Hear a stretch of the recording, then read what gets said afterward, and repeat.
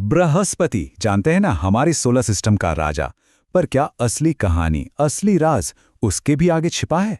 चलिए आज इसी राज की गहराइयों में उतरते हैं। और ये राज एक बहुत बड़े सवाल से जुड़ा हुआ है। वो सवाल जो हम इंसान सदियों से खुद से पूछते आए हैं। क्या हम इस विशाल ब्रह्मांड में अकेले हैं? कमाल की बात यह है कि इसका जवाब शायद हमारे अपने ही सोलर सिस्टम में छिपा हो सकता है। और जवाब की ये खोज शुरू होती है बृहस्पति से। ये ग्रह इतना बड़ा है, जरा सोचिए कि इसमें 1300 से भी ज्यादा पृथ्वी समा सकती हैं। लेकिन आज हम बृहस्पति की नहीं बल्कि उसके एक खास चांद की बात करने वाले हैं। एक ऐसा चांद जिसने सच में वैज्ञानिकों की नींद उड़ा रखी है।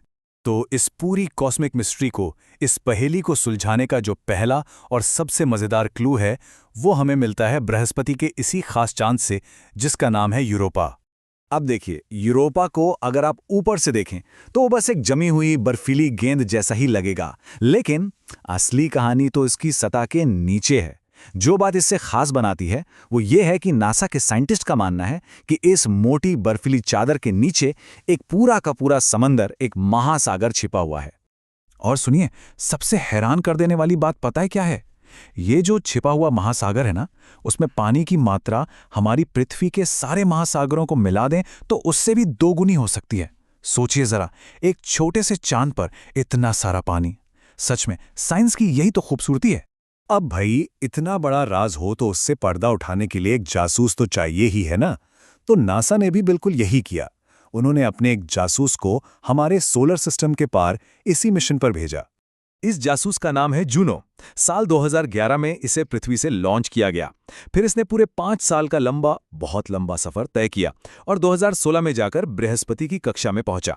और तब से लेकर आज तक यह हमें लगातार ऐसा डेटा भेज रहा है जो सच में बृहस्पति के बारे में हमारी पूरी समझ को ही बदल रहा है।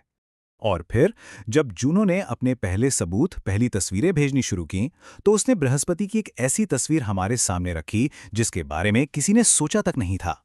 देखिए, हम सबने बृहस्पति को उसकी मशहूर धारियों और उस बड़े से लाल धब्बे, ग्रेट रेड स्पॉट के साथ ही देखा है ना। लेकिन जूनो ने जो किया वो ये कि उसने पहली बार हमें उसके पोल्स यानी ध्रुवों की तस्वीरें भेजी। और ये तस्वीरें किसी पेंटिंग से कम नहीं है। ये जो खूबसूरत नीले और सफेद रंग के घुमाव दिख रहे हैं ना, ये असल में बहुत बड़े बड़े चक्रवात हैं। इन चक्रवातों का साइज जानते हैं कितना है? हमारी पूरी की पूरी पृथ्वी जितना बड़ा। पर सबसे अजीब बात तो इनका अरेंजमेंट है, इनकी बनावट। उत्तरी ध्रुव पर 8 चक्रवात मिलकर एक परफेक्ट ऑक्टागन यानी अष्टकोण बनाते हैं, और दक्षिणी ध्रुव पर 5 चक्रवात एक परफेक्ट पेंटागन यानी पंचकोण। और ये सालों से बिना एक दूसरे से टकराए इसी फॉर्मेशन में घूम रहे हैं। साइंटिस्ट भी हैरान हैं कि भाई ये इतने स्टेबल कैसे हैं। तो जूनो ने सिर्फ सतह के तूफानों को ही नहीं देखा, बल्कि उसने बृहस्पति के एकदम अंदर, उसके दिल में भी झांकने की कोशिश की। हमेशा से एक सवाल वैज्ञानिकों के मन में था कि बृहस्पति जैसा जो एक गैस का इतना बड़ा गोला है, उसके एकदम सेंटर में, उसके कोर में आखिर है क्या? देखिए, पहले की थ्योरी ये थी कि सेंटर में एक छोटा सा ठोस चट्टानी कोर होगा, बस। लेकिन जूनो ने जो बताया उसने सब कुछ बदल दिया। उसने बताया कि कोर तो है, पर वो छोटा बिल्कुल नहीं है, बल्कि हमारी पृथ्वी से 10 गुना ज्यादा भारी है। और सबसे बड़ी बात, वो ठोस भी नहीं है। इसे साइंटिस्ट्स कह रहे हैं एक फजी कोर। मतलब कोई सॉलिड गेंद नहीं, बल्कि एक फैला हुआ धुंधला सा मिक्सचर जिसमें भारी तत्व लिक्विड हाइड्रोजन के साथ मिले हुए हैं। अब एक थ्योरी ये भी है कि शायद अरबों साल पहले बृहस्पति से कोई दूसरा बहुत बड़ा ग्रह टकरा गया होगा और उसी टक्कर की वजह से इसका कोर इस तरह से बिखर गया।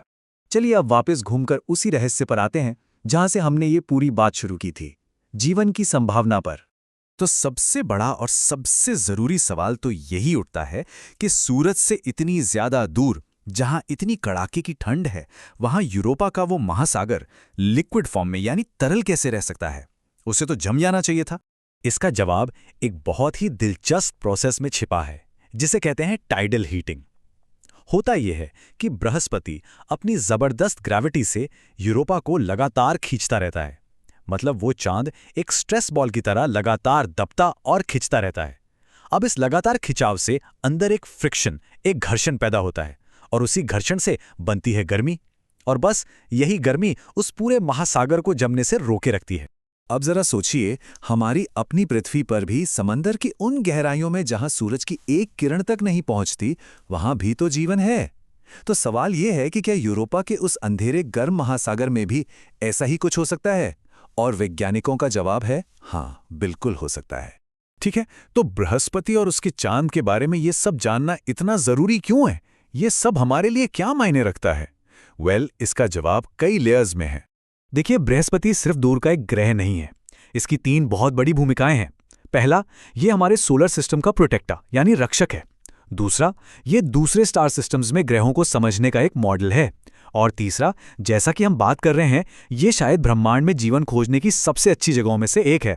इसकी ताकत का अंदाजा इसी बात से लगा लीजिए कि इसकी जो मैग्नेटिक फील्ड है यानी चुंबकीय क्षेत्र, वो हमारी पृथ्वी से 20,000 गुना, जी हां, 20,000 गुना ज्यादा शक्तिशाली है। ये हमारे सोलर सिस्टम का एक सच्चा जायंट है। और ये अपनी इसी जबरदस्त ग्रेविटी से पृथ्वी को खतरनाक धूमकेतुओं और एस्ट्रॉइड से बचाता है। आपको 1994 का वो किस्सा याद होगा, जब शूमेकर लेवी 9 नाम का एक कॉमेट सीधा बृहस्पति से जाके टकरा गया था। अगर वो हमारी पृथ्वी से टकराता तो शायद डायनासोर वाली तबाही दोबारा देखने को मिलती। तो एक तरह से बृहस्पति हमारा बॉडीगार्ड है। और ये सारी खोजें हमें एक बात याद दिलाती हैं, वो ये कि हम इंसान दिल से एक्सप्लोरर हैं, खोजकर्ता हैं। सोचिए, एक छोटे से ग्रह पर बैठकर हमने अरबों किलोमीटर दूर एक मशीन भेज दी जो हमें ब्रह्मांड के सबसे बड़े राज बता रही है।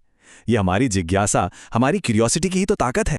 और आखिर में ये सब हमें उस एक सबसे बड़े सवाल पर लाकर छोड़ देता है।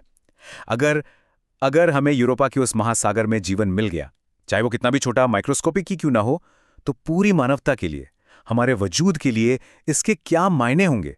इस सवाल पर सोचिएगा जरूर।